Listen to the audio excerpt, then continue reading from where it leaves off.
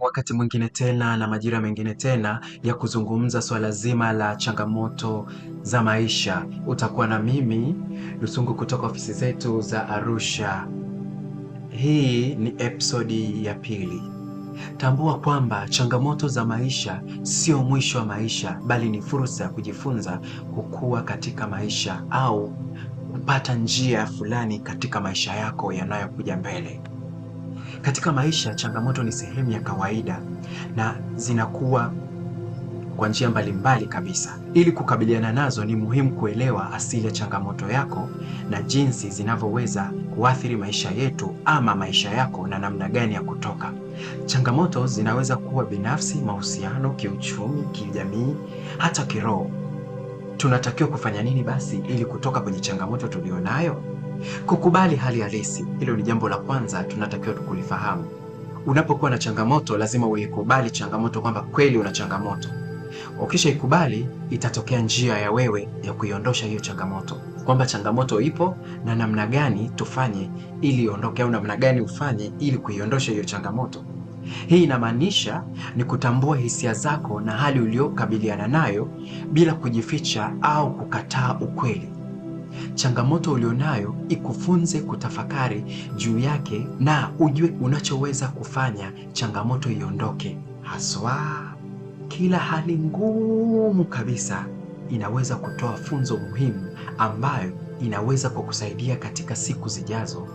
Tazama kwa mbali na kisha uone baada ya miaka kadhaa, miezi kadhaa, siku kadhaa inaweza kuwaje, au tatizo lako linaweza kuwa limetatulikaje. Basi na shaka, weka malengo ambayo yanapimika kwa hali ulionayo wewe au kwa wakati ulionao wewe, unayoyaweza kuyafikia, yanayoendana na wakati au na muda uliopo. Malengo haya yatakusaidia kuwa na mwelekeo katika kukabiliana changamoto zako. Tafuta msaada, usiogope. Iwe ni kutoka kwa marafiki, kwa familia, kwa ndugu, kwa jamaa, kwa wataalam kama vile washauri fulani au makundi fulani yanayotoa misaada ili kuondokana na changamoto tunazokuwa nazo kimaisha au kiafya. Ushirikiano wako unaweza kukusaidia kupunguza mzigo wa kiakili au kihisia, na mwishowe ukapata majibu sahihi ya ile changamoto unayokuwa nayo. Jihusishe katika shughuli zinazokupa furaha, amani, kama vile mazoezi, kutafakari au kumeditate au kujitoa kidogo au kwenda vacation au mapumziko ya sehemu nzuri ambayo itakufanya wewe ujue namna gani unatafakari ile changamoto yako na kuitatua, kama kwenda mbuga za wanyama, kupanda milima, kutembelea mito, bahari, fukwe za bahari, kuogelea. Vyote hivyo vitakufanya upate njia nzuri ya kutatua changamoto yako. Hii itasaidia kuboresha afya yako ya akili pamoja na ya kimwili pia. Usisahau kujihusisha katika shughuli zinazokupa furaha na amani kama vile mazoezi, kuongea na watu, kukimbia, kuogelea. Hivyo ni vitu vitakufanya wewe upate kuondokana na changamoto iliyoko mbele yako. Hakikisha una mtazamo chanya na uwe una upande mzuri wa mambo. Hata wakati wa matatizo, wewe tazama upande mzuri tu. Zile hasi zote ondoa, ile mitazamo hasi ondoa, weka mitazamo chanya kusaidia kuboresha hali yako ya ndani na kupelekea kupata suluhisho bora kabisa la changamoto yako au tatizo ulilonalo, iwe ni kiafya au kimwili au kiakili, pamoja pia kifamilia.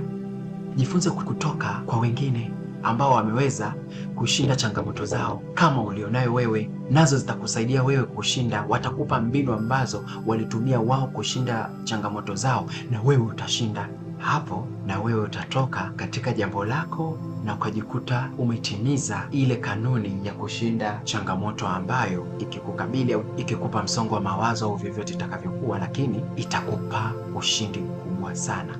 Kumbuka, kukabiliana na changamoto za maisha kunahitaji uvumilivu, nidhamu na maarifa sahihi.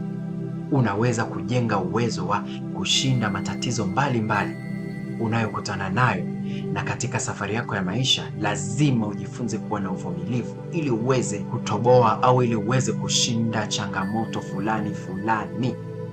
Japo sio kwa muhimu, tambua kwamba changamoto sio mwisho wa maisha, bali ni fursa za kujifunza na kukua katika maisha. Sisi Ea, tuko kwa ajili ya kuwasaidia. Njoo na maswali, njoo na changamoto zako, tuko tayari kukusaidia kuzitatua au kukupa njia kuzitatua, na utaondoka na hiyo changamoto na kuwa sawa, iwe ni ya kiafya ya akili, iwe ni afya ya kawaida ya kimwili. Tuko kwa ajili ya kukusaidia. Ulikuwa na mimi msemaji wako Lusumayoro Lusungu kutoka Tanzania pamoja na Ujerumani. Nikushukuru, nikutakia muda mwema mpaka wakati mwingine tena, panapo majaliwa tukutane muda kama huu na wakati mwingine kama huu. Bye.